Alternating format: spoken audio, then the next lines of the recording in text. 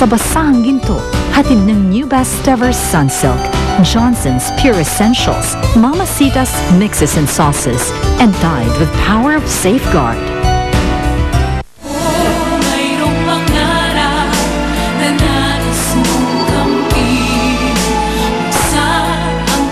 Yun yung mamang pumunta rito taga-NGO, kamakailan lang. Pinapahanap ka raw ng tunay mong ina. Sa akin na ang pera. Magkita tayo dun sa dati. Bakit sa minahan? Ka na maraming tanong. Paano yung anak ko? Kikita kayo nun. Alam kong concern kayo kay Orang. Hindi kayo dapat mag-alala. Gusto ko lang talagang makatulong. Pwede ko ba malaman kung nasa si Orang ngayon? Mr. Reyes, nandito na po ako. Pumasok ka dyan sa minahan. Dala mo na yung pera? Nasaan muna ang anak ko? Hindi mo ba muna tatanungin kung sino ang anak mo? Sino ba tinutukoy mo? Si Orang di marukot. Ha? Anak? Tinawag niyo po akong anak. Dahil ikaw ay nawawala akong anak. Kayo po ang inay ko. Orang! Sinasabi ko na nga ba eh. Imagine kami na malapit dito. Nagpatawag na ako ng mga taon. Pagdating na lang, mabilis natin mawalala ko si Orang. Dahil gawin niyo lahat, please! Ay, ano buksan na nila? Orang! Alam mo bang nandito pa si Danny? Nandun siya sa labas. Alam mo bang si Danya nagligtas sa'yo? At nagpapasalamat po ako sa kanya, Nay. Meron pa ba kaming pag-uusapan bukod dun?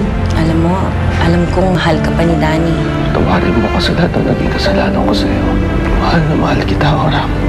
Patuloy kitang mamahalin sa kabila ng lahat.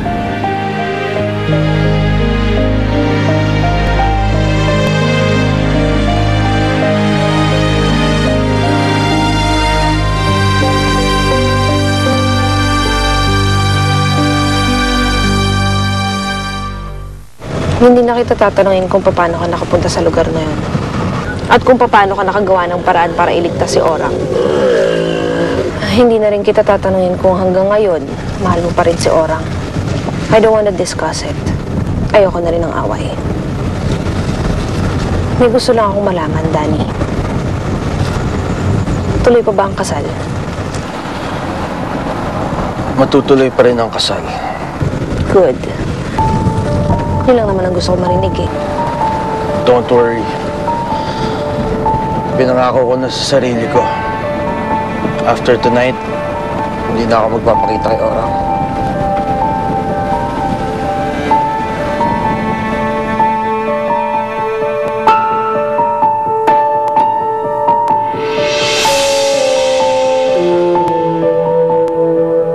Susundin natin si Gila at si Manoro. Doon na sila sa bahay titira. Pag-aaralin natin sila. Tapos gusto ko ikaw, anak, ha? Pagpatuloy mo yung pag-aaral mo. Maraming salamat po, Nay. Magiging maayos na ang lahat at hindi na tayo magkakahiwalay. Yun ang akala mo. Huwag kayong sisigaw. Kung ayaw matuloy yan agad.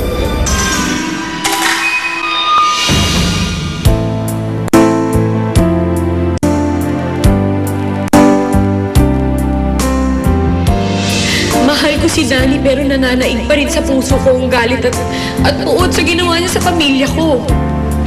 Hindi sapat yung nararamdaman kong pagmamahal para mawala yung galit sa puso ko. Itigil mo na yung pinapakita mong kabutihan. Orang, alam mo naman hindi ako basta-basta nagpapakita ng kabutihan lang. Concerned talaga ako sa'yo. Concerned o ginagamit mo lang yung pagkakataon na to para amuhin ako at patawarin kita? Orang, sandali. Orang, kausapin mo muna ako. Mag-usap tayo. Wala na tayong dapat pag-usapan. Hindi mo pa rin ba siya napapatawad? Sa aling kasalanan, Nay? Sa pagpatay niya kay Nanay Ising o sa nakatakda niyang pagpapakasal kay Sylvia?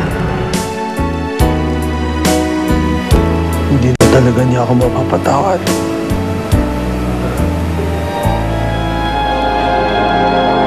Mang Gudo, bakit niyo po ginagawa to? Dahil inausay ko ng magaling mo ina. Bakit magkakilala kayo, Nay? Dahil yung lalaking yan ang kumidnap sa'yo, nasanggol ka pa. Diyos ko. Alam mo na rin pala yan, ha? Anong kailangan mo? Tinatanong mo ka? Niloko mo ako. Hindi ka tungkol sa usapan. Nagsama ka ng polis. Dahil yan ang nababagay sa tulad mo ang mabulok sa bilangguan. Ano? Nay! Wag! Wag! Wag! Wag! Wag!